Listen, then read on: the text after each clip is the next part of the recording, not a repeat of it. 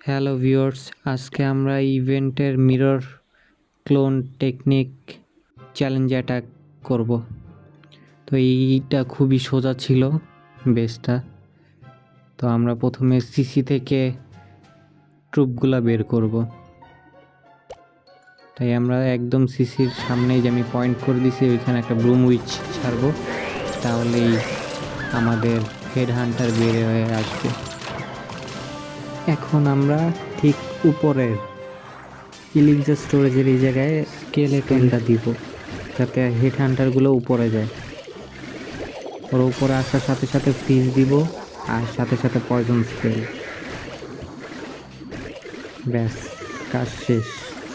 তারপর আমরা নিচের দিকে দেখব।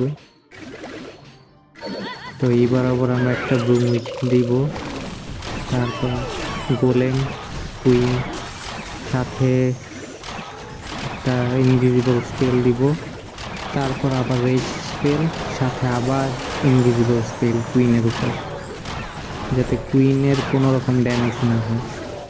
যখন কুইন বেস ক্লিয়ার করবে তখন আবার আরেকটা দিব ইনভিজিবল স্পেল।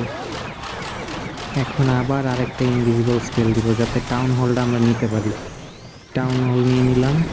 তো এখন আমাদের টার্গেট হচ্ছে ইনফো টাওয়ার। ইনফো টাওয়ারের উপর আমরা আমাদের কুইক স্পেল আর ওয়ার্ডেন অ্যাবিলিটি দিয়ে দিব ওটা ছাড়ার সাথে সাথে। তারপর আমাদের মেছা যে ইভেন্ট ট্রুপগুলো আসছে ওগুলো দিব।